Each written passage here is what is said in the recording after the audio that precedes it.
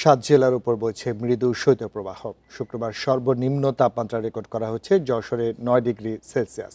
শীত পরিস্থিতি নিয়ে কুড়িগ্রাম থেকে জানাবেন আমাদের সহকর্মী আব্দুল্লাহ আল মুজাহিদ। মুজাহিদ, আমরা একটু জানতে চাইব যে সারা দেশব্যাপী শৈত্যপ্রবাহ চলছে আমরা জানি, তো সেক্ষেত্রে কুড়িগ্রামের এই মুহূর্তের অবস্থা কি, বিশেষ করে খেটে খাওয়া দিনমজুর যারা রয়েছেন তাদের অবস্থাটা একটু জানান। ধন্যবাদ আপনাকে। উত্তরের হিমেল হাওয়ার প্রভাবে কুড়িগ্রামে শীতের প্রবণতা অনেকটাই বেড়ে গেছে। রাত যত গভীর হচ্ছে এই শীতের প্রবণতা ততটাই বৃদ্ধি পাচ্ছে এবং সেই সাথে যুক্ত হচ্ছে ঘন কুয়াশা। অতিরিক্ত কুয়াশার কারণে দিনের বেলায় হেডলাইট জ্বালিয়ে চলাচল করছে গাড়িগুলো, যাতে কোনো ধরনের দুর্ঘটনা না ঘটে।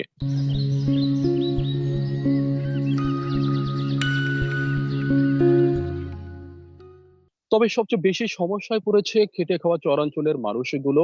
দর্শক, একটা বিষয় জানিয়ে রাখি যে কুড়িগ্রামে প্রায় 400টি চর রয়েছে, যেখানে 5 লক্ষাধিক মানুষের বসবাস। এই বিশাল জনগোষ্ঠী তাদের উপজেলা সদর কিংবা জেলা সদরে আসার একমাত্র বাহন হচ্ছে নৌকা। কুয়াশার কারণে এই নৌকাগুলো কিন্তু দিক ভুলে অন্যত্র চলে যাচ্ছে। এর কারণে খেটে খাওয়া মানুষ থেকে শুরু করে যাত্রীবাহী যারা আছে সবাই পড়ছে চরম ভোগান্তিতে। তবে সবচেয়ে বেশি ভোগান্তিতে পড়েছে যারা একান্তই নিত্য প্রয়োজনীয় জিনিসপত্র ক্রয় করতে, যারা একেবারেই বলা যায় যে খুব একটা করতে পারে না, এবং যারা শীত বস্ত্র ক্রয় করতে পারে না, ঠিক এই মানুষগুলো পড়েছে অনেকটাই বিপাকে। দিনমজুর মানুষগুলো পড়েছে বিপাকে। খেটে খাওয়া যারা ভ্যান চালক, রিক্সা চালক কিংবা অটো চালকও রয়েছে, দিনমজুর রয়েছে। এরা কিন্তু আসলে এই অতিরিক্ত শীতের কারণে তাদের শ্রম বিক্রি করতে পারছে না। আবার তারা যাত্রী পাচ্ছে না, এরকম একটা সমস্যায় পড়েছে। আবার দেখা যাচ্ছে যে এই শীতের কারণে হাসপাতালেও কিন্তু রোগীর প্রাদুর্ভাব দেখা দিয়েছে।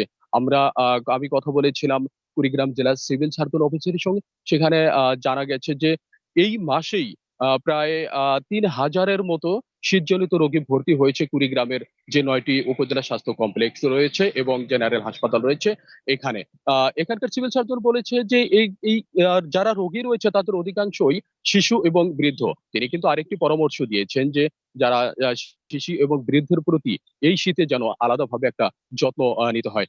কুড়িগ্রাম আবহাওয়া অফিস বলছে যে আজকে তাপমাত্রা সর্বনিম্ন তাপমাত্রার রেকর্ড করা হয়েছে 11.2 ডিগ্রি সেলসিয়াস, যেটা গতকাল ছিল 11.4 ডিগ্রি সেলসিয়াস এবং এর আগের দিন ছিল 11.5 ডিগ্রি সেলসিয়াস। এর মাধ্যমে বোঝা যাচ্ছে যে দিন যত যাচ্ছে তাপমাত্রা কিন্তু ততই কমে আসতেছে।